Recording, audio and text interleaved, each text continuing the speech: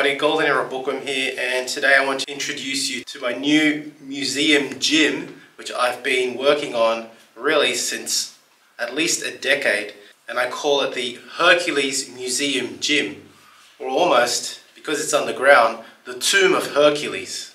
As you can see, the Hercules Gym and Museum is really a collection of Bronze Era equipment and memorabilia, as well as that from the Silver Era, which is why we have here a collection of Reg Park memorabilia, all his trophies really, as well as Steve Reeves, a large collection of Steve Reeves trophies and memorabilia.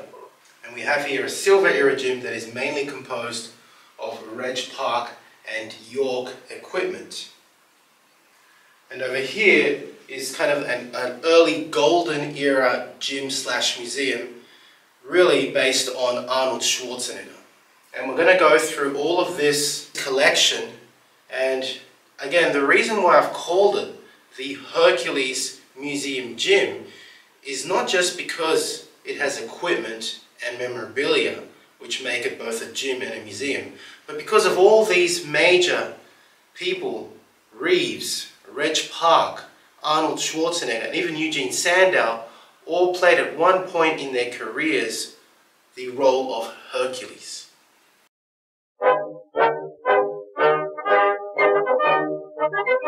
Now, starting with the Bronze Era gym here that we have here, there is a collection both of artwork, which I'm going to go through, as well as a lot of gym equipment, even the kind of gym belts that they used to have. We're going to go through all of that.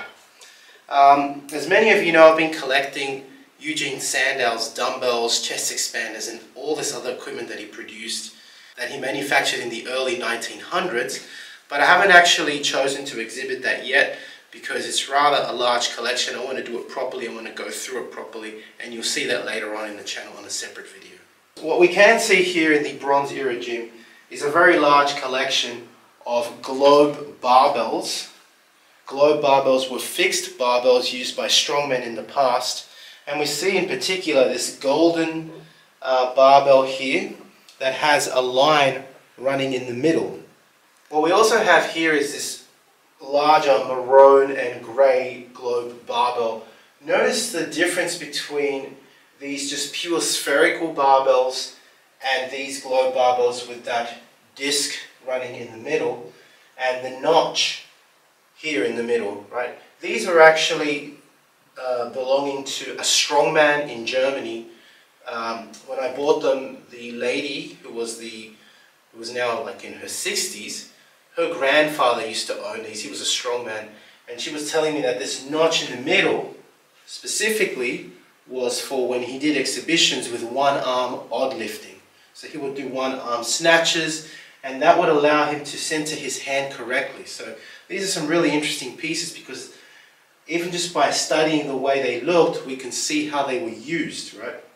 Now, as I mentioned, these were fixed, so not like adjustable barbells and dumbbells that we have nowadays, but these are very old, at least 100 to 150 year old spherical globe dumbbells. Now, what we've got here is a collection of globe dumbbells that were used both for the light dumbbell system and just for general lifting. In particular, I like the bow-shaped dumbbells, which I'm now going to talk about in a little bit more detail. Now, what we've got here are original bow-shaped dumbbells from Germany. These are about 120 years old, and if we look at the original Turnen books from the late 1800s and early 1900s, the Germans actually designed these globe dumbbells that were bow-shaped. And you'd have to look at the original design by the Greeks, which were also bow-shaped, to understand why they were that way. Okay? They fit very nice into one's hand, as you can see. They were actually very ergonomic in that respect and fit rather nicely because they kind of fall into the cup of the hand, right? And one could do the light dumbbell system using these bow-shaped dumbbells. What I've got here as well is a very unusual piece. It is a dumbbell, and it is a replica of those from the 1500s from the Renaissance period, when the artists back then decided to bring back the Greek philosophy and practice of physical culture. As I already told you, the ancient Greeks had their own version of the dumbbell, which was called the halteres. But the Romans went further and designed this very, again, ergonomically shaped dumbbell. This is a replica of the originals, which are 500 years old. Now, before I talk about kettlebells, I want to talk about the origins of kettlebells. And the origins of kettlebells have to do with weights that were used in the markets. Initially, these were the first kind of weights that were used by strongmen. As you can see, they kind of take a similar look to what a kettlebell looks like. Right? This is not exactly a ring weight. This is just a weight that was used in the markets. But many strongmen would use these for their stunts, right? And I've seen some as big as 50 kilos. This is a 10 kilogram one and a 20 kilogram one. Again, these are from Germany. Our ring weight are these big beasts, okay? You can tell that they're ring weights because literally have a ring fused at the top of this almost cannonball-like weight. And it's about 22.5 kilos, or about almost 27 pounds. It's pretty heavy, right? And these were used by the likes of Arthur Saxon. And I've actually got the original German magazines from the very early 1900s that show Arthur Saxon using these weights, okay? So they're pretty special stuff.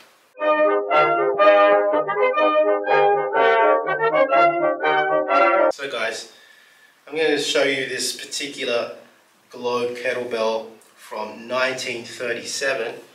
I've got a big collection of what you would call Globe kettlebells. These are, you could say, the generation after the ring weights.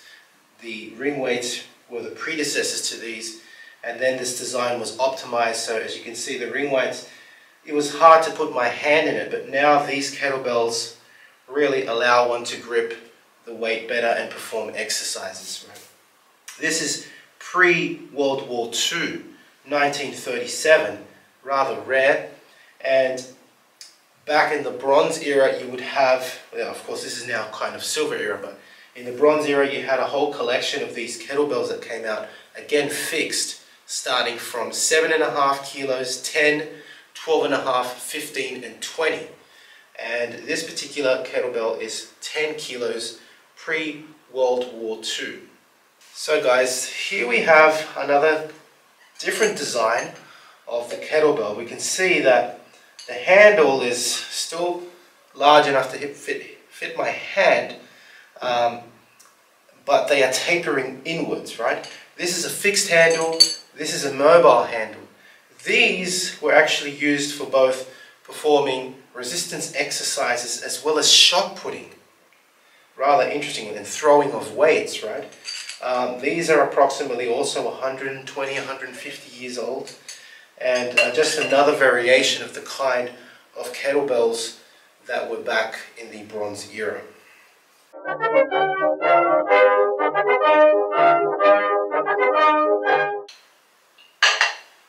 Right, what we have here are George F. Jowett original adjustable dumbbells. The adjustable dumbbell was first created by, I believe, Professor Winship, okay, in the 1850s.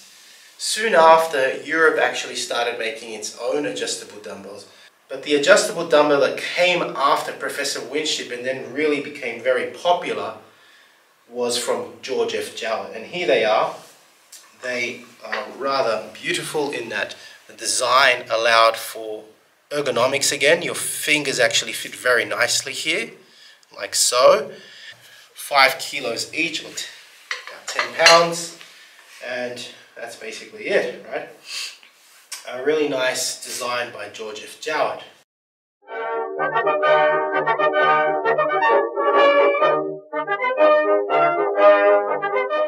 What we're seeing here is a spring-loaded adjustable dumbbell in European design, actually a French design. These were advertised in Professor Desbenet's physical culture magazine called La Culture Physique, right? And what's wonderful, as I said, is that what's wonderful is that they are spring-loaded. So you actually pressed here, and what you did was to turn it until you find the lock, and poof, they would just pop out, right? And it was very easy to adjust, way easier than George F. Jowett's, and you could therefore add resistance by simply pressing down. For example, when I had another 1/4 kilo, 250 grams, I'd press down and turn.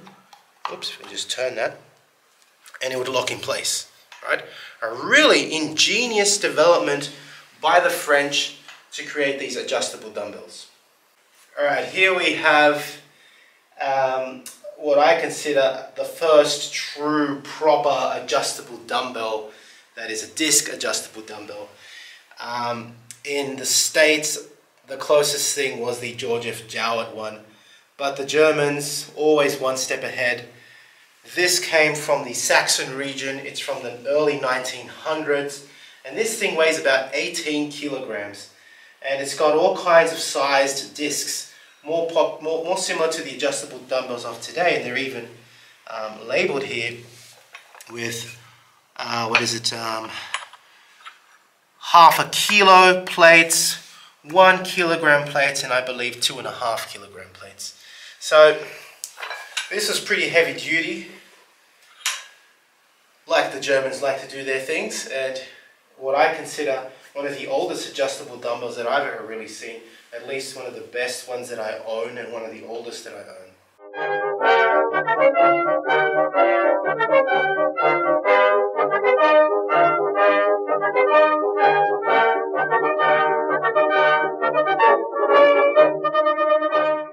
What we've got here, guys, is original George Gross iron boots.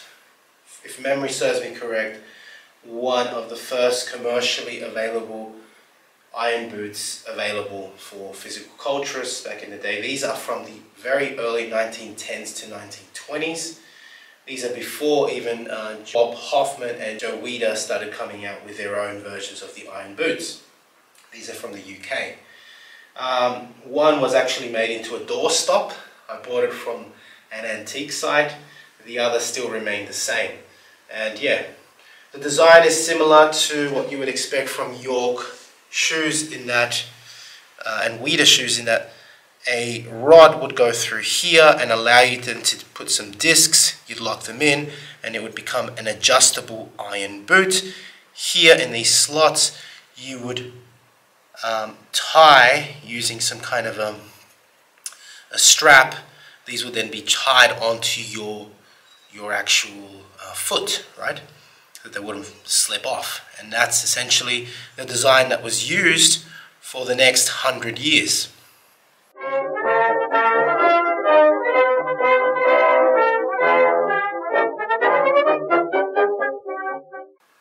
So what we've got here are also George Jowett lever bells, okay? These in particular were used for developing forearm strength, and really offered a different form of resistance as opposed to a dumbbell or a barbell, which tends to be balanced, right? What you would do was to place a rod through this thing, slide down the weight, depending on how difficult it, and make it either easier or more difficult. The further away the weight was from you, the more unstable it was, the harder you'd have to grip. His first course, then Joe Weider came out with a course on lever bell training. But it all started in the Bronze Era. Now I hope you can appreciate, especially my love for the Bronze Era, all the equipment I've already shown you. It really just shows you what pioneers they were, how intelligent they were in design. To go further, we have here the Seat of Health by, again, George F. Jowett.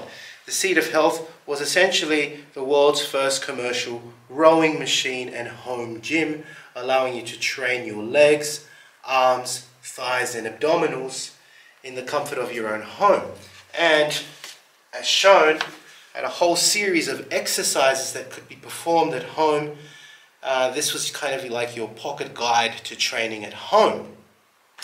Here is the particular Seat of Health This is in almost perfect condition. I've already shown it on the channel, but again, it completes what you would call a Bronze Era home gym, where you would have globe barbells and dumbbells, adjustable dumbbells and barbells and kettlebells.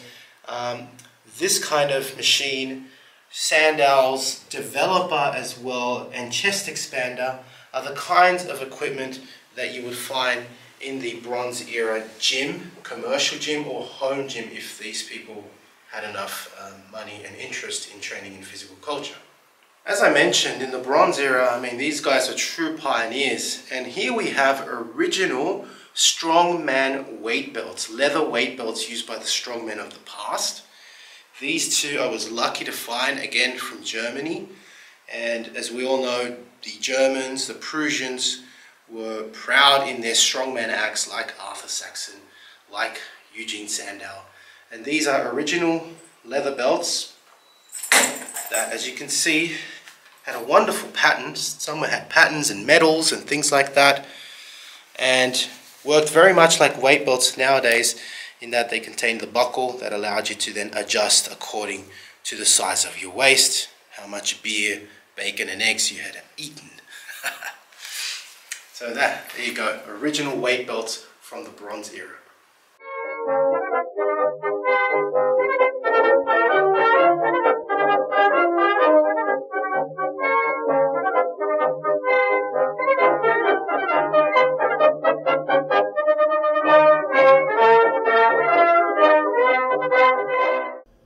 Okay guys, I want to talk about, here is the Berg, original Berg plates from at the earliest 1920s. Okay, these were the very first Olympic plates used in the Olympics. These series of weights are known to be the earliest known Olympic weight plates in history. I'm lucky to have several disc sizes, including those of 15 kilograms, and they are easily recognizable as Berg because the actual kilogram amount was etched inside the metal, like you can see. 15 kilogram plates. Of course, I don't own the 20 kilo plates, unfortunately. There were also apparently 12.5 kilogram plates. Here are the 10 kilogram plates, unfortunately painted in blue and then orange, but it doesn't matter. And a rare 5 kilogram plates. We can always see that the amount is written in on the plate itself.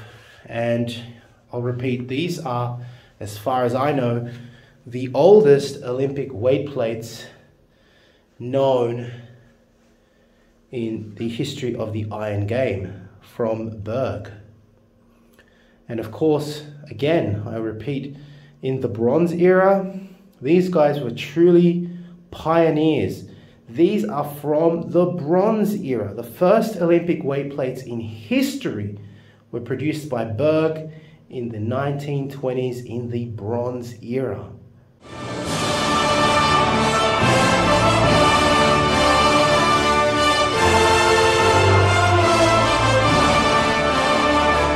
So now we come to the Silver Era, and what better way to start than introducing my Steve Reeves collection.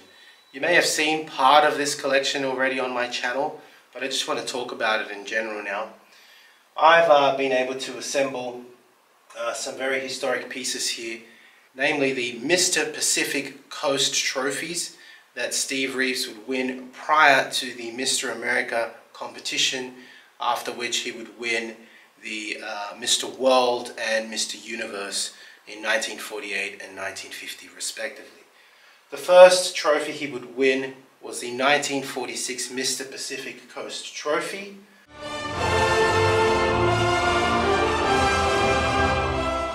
Followed by the 1947 Mr. Pacific Coast Trophy prior to the Mr. America competition.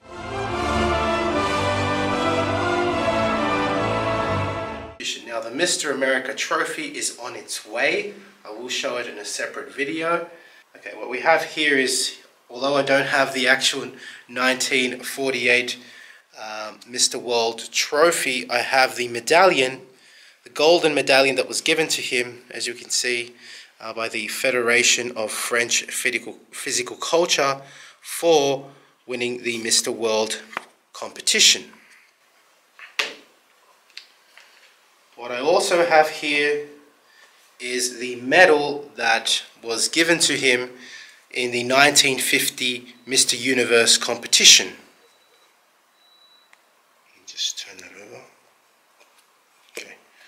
As we can see, Mr. Universe 1950 from London, the 24th of June. It was presented to Steve Reeves. Now this particular trophy is a plaster or resin statue of Steve Reeves in what is considered one of his most famous poses, where he's got hands over head performing a vacuum. The trophy is based on a photo from 1947. You can see Steve Reeves here at the base.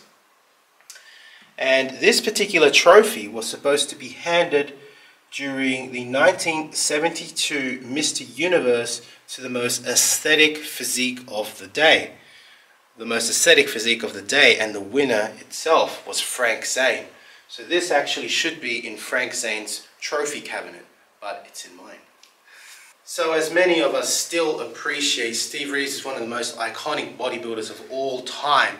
And he was loved throughout the era, still loved today, and therefore a lot of artwork was made of him, celebrating him. Not only did we see Steve Reeves in the movies, such as The White Warrior.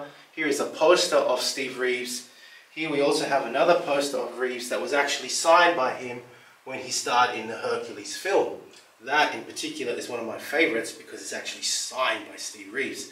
As I mentioned, over the years he was loved and still idolized, and in the 1970s a series by Viking Barbell showed a wonderful image. This is an actual portrait of Reeves in the same pose that he's doing in the statue that I just shown you, that was supposed to be handed in 1972 Mr. Universe.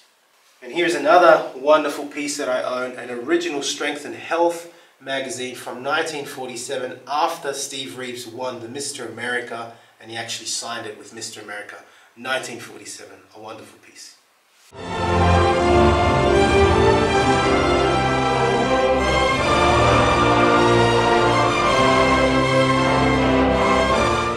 Okay, now we come to the Reg Park collection and museum of this series of videos. And I mean, what you're seeing here is pretty much the complete collection of Reg Park's trophies that he accumulated over the years.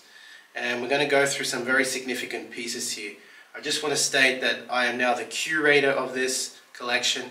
John Park selected me after he appreciated all the effort that I've done in keeping his father's legacy alive.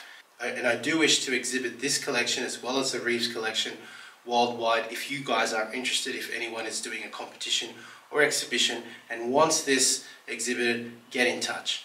What we have to start with here are two special trophies that actually show Reg Park's most iconic poses, and these were created by a Japanese sculptor and presented to Reg Park as one of the best developed men in the history of bodybuilding.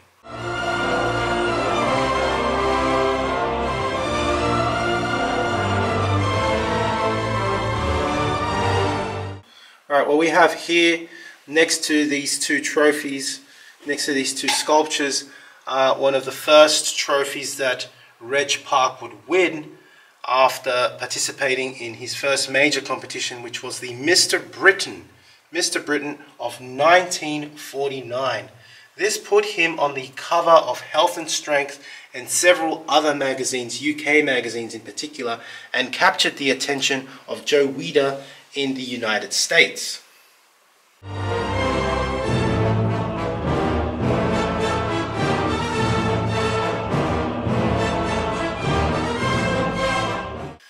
Following his historic win in the Mr. Britain, Reg Park would travel to America, train with the champions, and then compete against Steve Reeves, losing the 1950 Mr. Universe, but would then win the 1951 Mr. Universe. Here are two trophies that show his class win and his overall win of the Mr. Universe in 1951.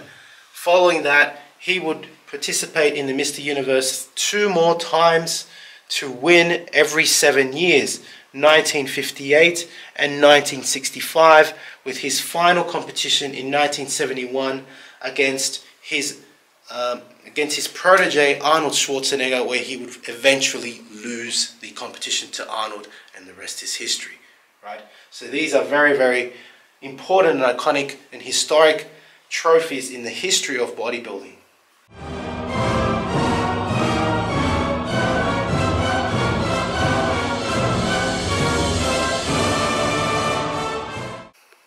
Okay, as I mentioned, Reg Park would visit the United States, where he would start training with Joe Weider and some of the champions there, including Marvin Eder.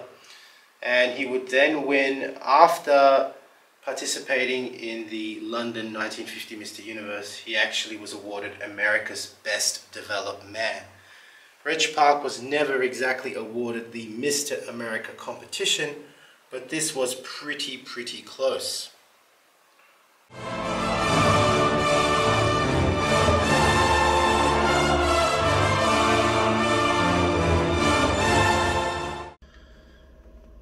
Now, one important thing I forgot to mention in this collection is that even Arnold Schwarzenegger, as you can see in this photo, once really admired the collection. You can see Arnold's face. He's really like in awe of his idol Reg Park's achievement in bodybuilding. The collection was housed in the UK in Reg's parents' home for a while, until it was finally shipped to South Africa. And this photo captures the moment where actually Arnold went to visit Reg's parents and was looking at the entire collection, which you saw in this video, which I now hold. So as many of you know, Reg Park would play in several Hercules films, which would of course inspire Arnold Schwarzenegger to become a bodybuilder, a movie star, and become rich and famous. And we've got some original movie posters here of Reg Park playing Hercules, and you can see how it would motivate and inspire a very young Arnold Schwarzenegger when he saw such a beast of a man, a colossus, you know, looking so masculine and heroic, to do and follow in his footsteps.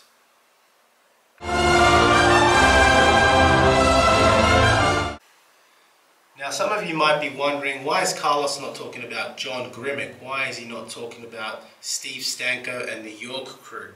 Well, unfortunately, I don't have really much memorabilia about them, except for some of these photos and some York equipment, which I'm now going to show you.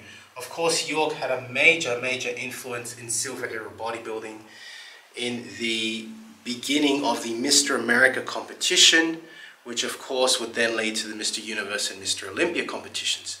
But York, we have to remember, had a very important part in the history of bodybuilding, which is why their presence is in this museum gym. Okay, so we're in now the silver era gym, right? It's based on mainly Reg Park equipment, which is very available for me in Europe. American equipment is much more difficult to come by, especially because of postage issues being very expensive. But I do have some very iconic pieces here from York, namely the York Chest Crusher and the York Iron Horseshoe. The Chest Crusher in particular was a famous piece that would be later, firstly used by John Grimek and the York crew, right? Great for developing the pectorals, especially the middle and lower pectorals, because it was very much like a pec deck machine. And the Iron Horseshoe was great for developing pulling apart strength, right? Shoulder stability, forearm strength, which was ideal for performing strength stunts.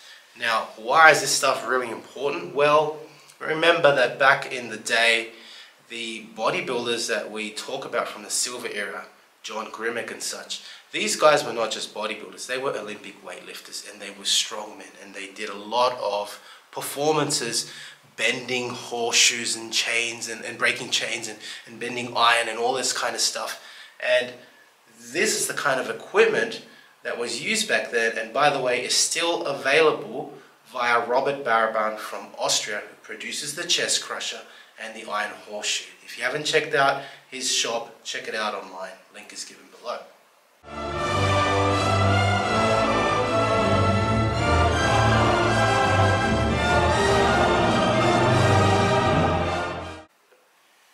Okay guys, this is really exciting for me. This is the Reg Park Gym. I've showed you little clips and teased on Instagram, but this is it in its totality. Reg Park, at least in the UK, was one of the first men to supply high quality equipment back in the 1950s. And this gym is a celebration of the silver era style of equipment that was used back then and how these guys trained to develop these Herculean physiques that we saw Bill Pearl, Steve Reeves and Reg Park, Marvin Eder, all use this kind of equipment. It's fantastic. So what do we see here? Firstly, if we look on the right hand side, we have a collection of standard weights by Reg Park with the standard barbells back there, collars at the bottom, and we have very large plates, 35 pounders, 50 pounders, followed by 25 pounders, and going all the way down to these very, very small 1.5 pound plates, right? Adjust all you like, progress all you like. That was the method of the day. It reflects the method, the double progression method. Slowly add weight as your weights, as your reps go up. You can then increase the weight and decrease the reps. That was a double progression method. The kind of equipment that was used was obviously the barbell and the dumbbell. Again, adjustable with a sleeve that allowed the bell to actually move and adjust as you lifted the weight, right? Obviously you would have a bench where you could do all sorts of movements, pressing, curls, bench pressing, etc., right? And you could even do squats, because what was developed back then was squat stands, and you had squat stands both for standard plates and of course Olympic plates. Reg Park also came out with sets of Olympic plates, and I have both stands for the standard set and for the Olympic set here, which really completes the whole style of training from the silver era. These guys, as I mentioned, were Olympic weightlifters, power lifters and bodybuilders, right? Reg Park in his time would also develop his own set of iron boots with original leather strapping here, right? And there it is, the Reg Park iron boots. Okay, along with that, Reg Park was also a great believer of physical culture and bodybuilding for all, health for all, strength for all. And he came out in particular with what's called the Reg Park Muscle Builder, right? And this is it. The Muscle Builder was his chest expander home gym. It came in this little box, right? And you can see the Reg Park Muscle Builder. It's a home gym that he came out with. So the Reg Park Muscle Builder kit came with hand grippers for developing wrist and forearm strength and musculature. It also came, of course, with, in this case, a 10 spring. You can actually count them, I believe, here. Is it 10, 8? Maybe I'm wrong. Oh yeah, no. 10. With a 10 spring chest expander. I love this piece. It's exactly like the ones in the photos that you find in the Reg Park Journal. And of course, adjustable. You can remove the springs, right? Like so. They had this carabiner, and you could remove them or put them back in, right? So that's the Reg Park chest expander. And finally, it came, oh, not finally, it came with foot stirrups. And you could slip your feet in there, attach the spring, and perform, for example, with the spring attached, of course. It would dangle at the bottom, and this would go on your head. And of course, just like you've seen in some of my neck workout exercises, you do neck exercises with the head strap. So as many of you guys know, I was lucky enough to interview the great Marvin Eder before he passed away. Marvin Eder was not just one of the greatest silver era bodybuilders and weightlifters of all time, but a training partner of Reg Park, and he influenced heavily how Reg Park trained. These are particular pieces that I have in my collection, a portrait that was drawn of Marvin Eder, and here is my favorite autograph photo of Marvin Eder, which he personally autographed for me before his passing. Here we have, of course, in the Reg Park gym, I have to have images of Reg Park. Here we have one poster given to me by his son, of course, who I collaborate with, John Park, in Reg Park's most iconic pose. And on the other side, we have, of course, Reg Park playing Hercules. These are again the kind of movie posters that Arnold Schwarzenegger would have seen and been inspired to become a bodybuilder and actor. And here we have a signed photo of Reg Park himself as Hercules. Really awesome.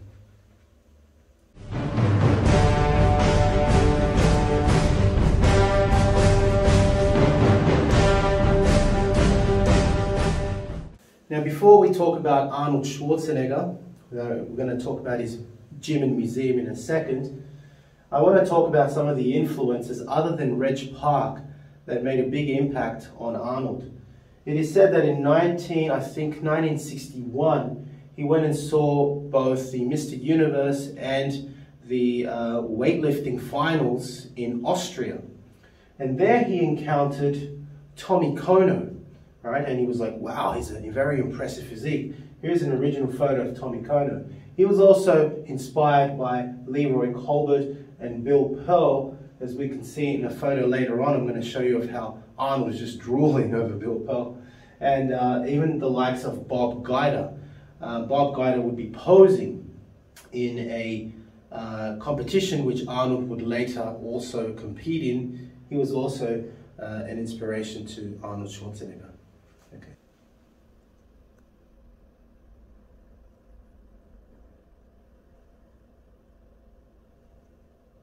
So here is the Arnold Schwarzenegger gym and museum. Now this was inspired by my visit to Graz, Austria. I went to his home. I saw the exact equipment that he actually trained with, spoke to his training partners, etc. Was able to recreate it exactly as he used to train. And we're going to talk about the equipment as well as his life story, which many of us are familiar with, but I'm going to go through it anyway because on this wall are some very important pieces of Arnold's history as well. Now, as many of us know, Arnold was inspired by Reg Park. He apparently saw the movie Hercules, and it is said that he was walking by a bookshop in the center of Graz and saw a magazine of Reg Park telling his life story. This is the magazine, and it was actually featured as a prop in the Netflix series, right? And here we have Reg Park as Hercules. He tells his life story. Later on, after meeting Reg Park, right, here's Arnold's first meeting of Reg Park. Reg Park would then tell him in a personal letter and photo he actually wrote to Arnold, train hard and be sure to win the 1967 Mr. Universe competition, Reg Park, right? Now, having seen Reg Park's story, Arnold realized that one had to become both strong to become huge and muscular. So the first activity that really Arnold would do was Olympic weightlifting. And here we see a very young Arnold who competed in weightlifting on behalf of the Graz Athletic Union. He would then, of course, famously join the military and go AWOL and compete in the Junior Mr. Europe, which he would win in 1965, and then meet his long-life training partner, Franco Columbu. After competing in the 1966 Mr. Universe, he came second to Chet York of Arnold Schwarzenegger, showing him in the form that he competed in the Mr. Universe competition.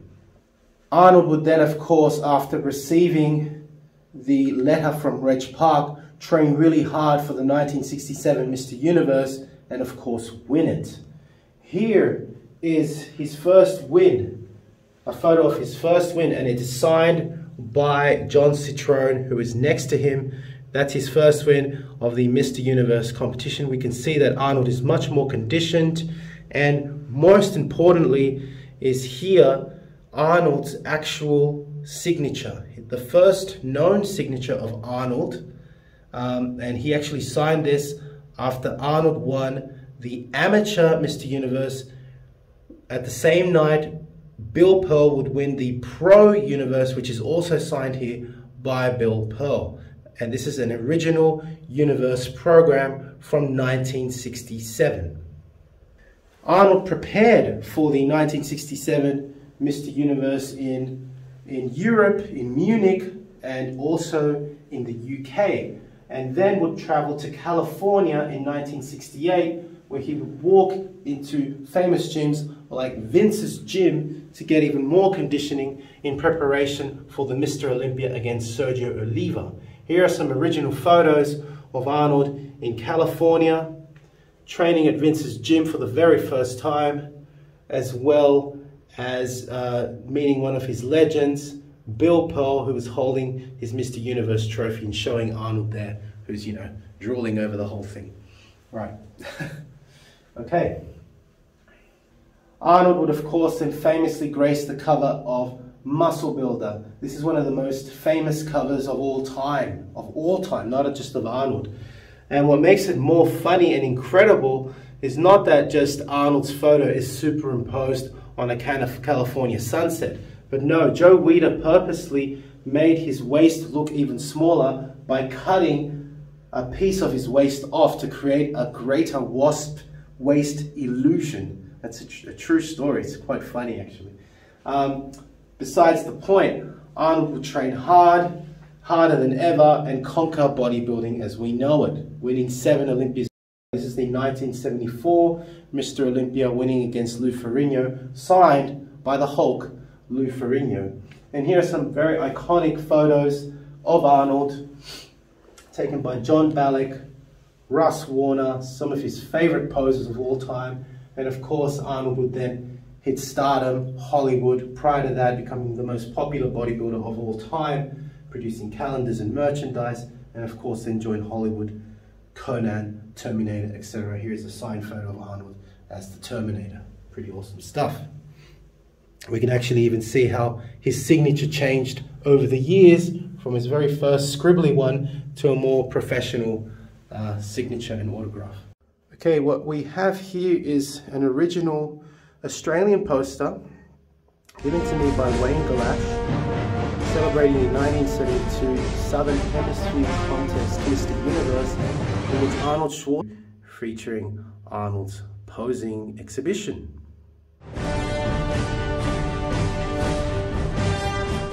The Schwarzenegger Gym. As I mentioned, I traveled to Austria, to Graz, saw his original home gym, and decided to copy it here.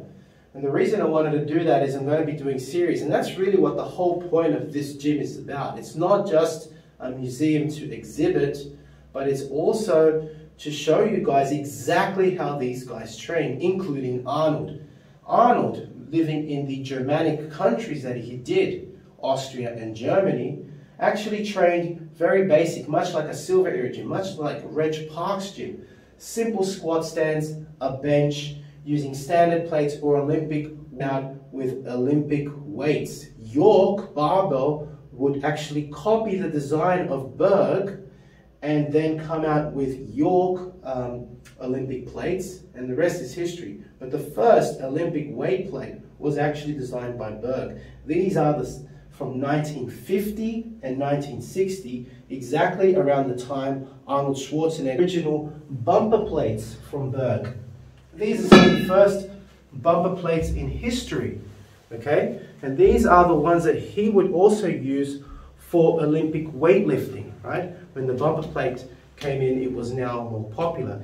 These are the first bumpers, actually, if I'm not mistaken, used in the Olympic Games. Berg was the first company that actually supplied the Olympic Games in 1920, all the way up to the 1950s and 60s. It's a bit of history for you on Berg. And these, again, are the plates that Arnold Schwarzenegger would use in his home gym.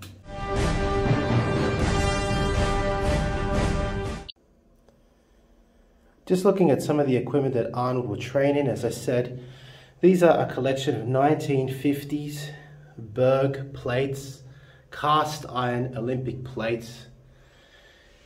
The bumpers shown here. Here are some of the original stands that were used by Arnold Schwarzenegger in the 1960s. An original Berg barbell, rotating sleeve. Berg barbell, and the other side of plates. Arnold, of course, would also train with hand grippers, chest expanders, things like that. And it is said that he would train with the Berg iron boot as well. And there's a funny story about the Berg iron boots. I was speaking to his training partner, and he told me that Arnold would shock his neighbors. He would actually wear the iron boots and walk up and down the street kicking his legs up with the iron boots on, to the horror and shock of his neighbors. Hilarious stuff. And to top it off, on the Arnold gym and museum, I had to purchase in my recent trip to America the original Rogue Arnold deep dish plates. How iconic is that? Arnold in his 3-quarterback pose. I love it. Beautiful stuff. Now, speaking of my collection of Berg, these particular plates that you see here are from the 1930s, okay? The start of the silver era. And they are considered deep dish. Let me just pull these 10s out and show you what I mean. Okay, this is a Berg 15 kilogram deep dish with what's called a volcano hub, right? These were the kinds that were made their way somehow to the United States, and York would then copy the design and create their own York series, okay? These are the original ones from 1930, the second series of Berg.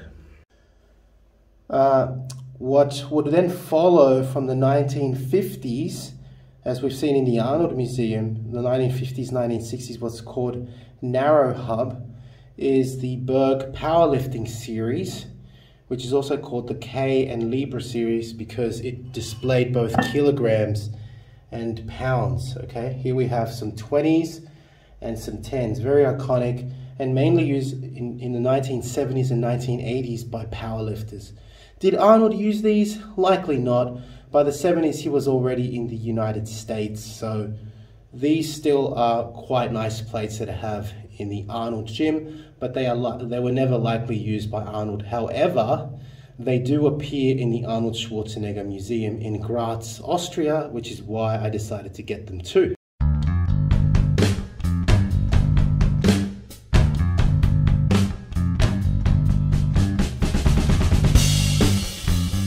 Okay, of real interest to me also is this collection of original Dave Draper artwork that I was able to purchase after he, as we know, passed away a few years ago. Larry, his lifelong partner, actually was happy to pass these on to me. I really have to admit that I'm very, very lucky to own these pieces. This particular piece is the one that we see in his famous book, Brother Iron, Sister Steel. And this is a variation of that particular drawing that was made. Really beautiful pieces that definitely belong in this Hercules Museum. Viking Barbell Production would also come out with another image of Draper. This one, of course, based on that famous photo shoot in, I believe, in California, in a 1972 edition of Muscle Builder. It's a beautiful photo of the great blonde bomber Dave Draper, and makes part of this beautiful collection of artwork of Dave Draper celebrating his achievements in bodybuilding. Bodybuilders of all time. I want to talk about firstly Steve Reeves' weight belt. Here it is, 1947, Mr. America Steve Reeves, right? This was his original weight belt and I was able to acquire it. Here we have Sergio Oliva's original wrist straps, right? As you can see, it's written The Myth. He actually signed these, The Myth. Can you guys see that? I hope you can. The Myth, right? The Myth. And speaking of Sergio, I have a very rare collection of Sergio memorabilia, including artwork that was also produced by Viking Barbell in 1977. Everybody knows about Sergio Oliva's rivalry with Arnold Schwarzenegger during the 70s, captured perfectly in this photo. Here we have a signed photo of Sergio Oliva in his famous victory pose, which is also captured here in this image by David Brown, a portrait of Sergio Oliva. Really awesome stuff. Okay, now we can't talk about Golden Era bodybuilding without talking about the original Iron Guru, Vince Gironda. This photo was donated by John Ballack. It's an original, very large print of Vince Gironda in his older years in repose there, thinking. It really captures what Vince Gironda was all about. He was a thinker's bodybuilder. Really thought about how to sculpt the classic physique and not just blast the body with steroids, right? So this is Vince Gironda in his most iconic arms overhead pose, reminiscent of Alan Stephan, Steve Reeves, really celebrating the iconic poses of the Silver era where he obviously stemmed from. It's a wonderful sketch, actually, that was donated to me by Carl Coyne and makes part of the Vince Gironda collection in this Hercules gym. Here we have some artwork by Ron Dunnart, who I'm collaborating with, and these particular pieces were signed by Ron Dunnart and by Don Howarth, Mr. America of 1967, of which I just recently showed you the belt of, right? They're wonderful pieces, original pieces by Ron Dunnart, really showcasing Don Howarth's timeless and aesthetic physique from the 1960s. Yep. Okay. So this particular weight belt was drawn and signed rather beautifully by Don Howarth. I mean, it's a great piece of art that he made out of it. The Duke of Delts, Don Howarth, Mr. America 1967. I love that piece. Okay. This particular piece is a celebration of Arnold Schwarzenegger by, if I'm not mistaken, Cardillo. Yeah, Cardillo. Steve Cardillo, my good friend, created this particular piece. I don't know if it's still available. Olympian Oak, of course. The Oak, Arnold Schwarzenegger. I'm waiting for the day that Arnold signs this, but it's ready. Okay. The next belt in this collection was kindly signed by three-time Mr. Olympia, Frank Zane. As we can see, Mr. Olympia 77, 78, and 79. Love it. Beautiful piece. Thank you, Frank Zane. We also have a Weta belt signed by Danny Padilla, the Giant Killer. He writes there, best of luck, Danny Padilla. Okay. Where's the signature? Here it is. Okay. Now this one's a bit hard to see, but it's actually signed by 8-time Mr. Olympia Lee Haney, right, who would win from 1984 onwards until the reign of Dorian Yates. A great belt in my collection. I did have one of Dorian. It was stolen in the UK, unfortunately. I plan to see Dorian again, and to replace that wonderful belt. Here we have Robbie Robinson's The Black Prince Olympia Masters 1994, signed by the Black Prince himself. Oops. Here we have two belts, again by Cardillo Belts, signed by the great Tom Platz. Tom Platz did a series called Big Beyond Belief. He's also known for his 5 more reps mentality and the Quad Sensei, the master of quad, Quadzilla, Tom Platz.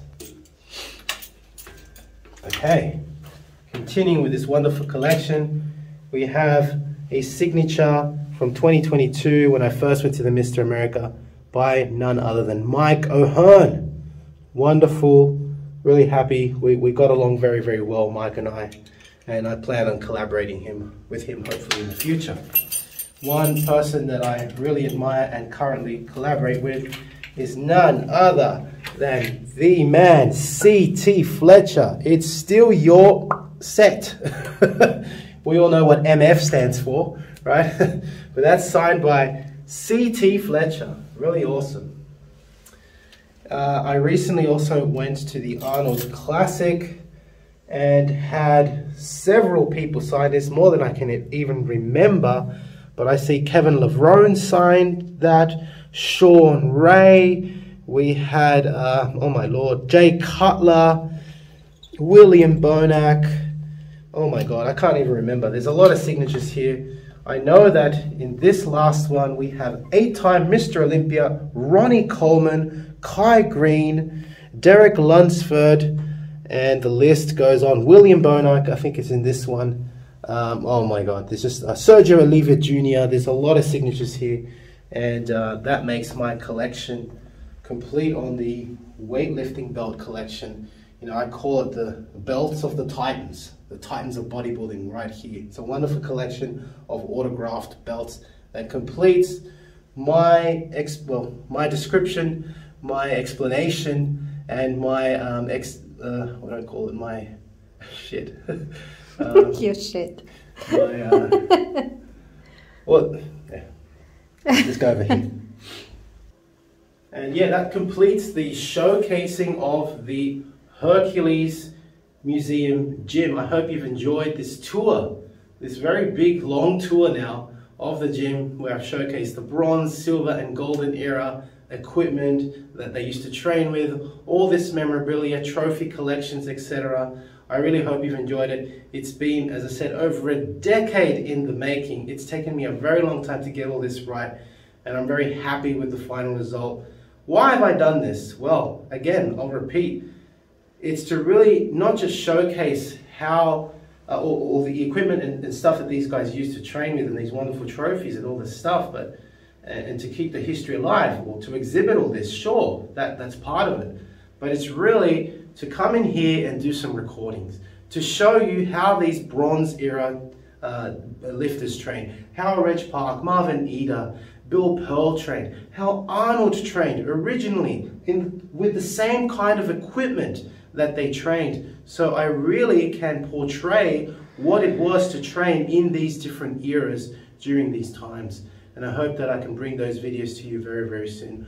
I hope you appreciate this tour, and that's all from me. Hope you've enjoyed the video. If you have, please give the video a like, subscribe, share, and yeah, let me know what you guys think about the Hercules Gym Museum. What's your favorite part? What do you want me to talk about first when it comes to recording an exercise series or whatever you like? Let me know. And that's it from me. This is the Golden Era Bookworm saying bye for now. Head to www.goldenerabookworm.com for the biggest range of classic old school bodybuilding books as ebooks, e-magazines such as Iron Man and Reg Park Journal, high quality bodybuilding posters of the Golden Era stars, merchandise and classic gymwear featuring Steve Reeves, Marvin Eder, John Grimmick, Reg Park, and many other Golden Era stars. For those wishing to build a classic physique, lose fat and build muscle, online training is also available. Collectibles such as rare autographed photos from the Golden Era stars are also available, and to collaborate, please get in touch. Now, if you're interested in learning more about Vince Gironda's approach to bodybuilding, his principles, and all these tips of wisdom that he has, I mean, there's so much stuff that probably hasn't been proven by science, and it will take science to prove or disprove Vince. But to be honest, these 3 books, I believe, which I call the Classic Physique Bundle, are the best books that Vince ever came out with. And they, of course, are the Wild Physique, the Master Series, and the Pro Series. Have a look at it this way. The Wild Physique, I believe, is like the ABCs of Vince Gironda's principles to bodybuilding. He teaches you the exercises and his principles. But how do you put them together? Well, the Master Series is a 14-month program of using all of these principles, all of the diets that Vince came out with, all of the exercises. And of course, the Pro Series was a book that he came out with later on, specially targeted for getting into competition.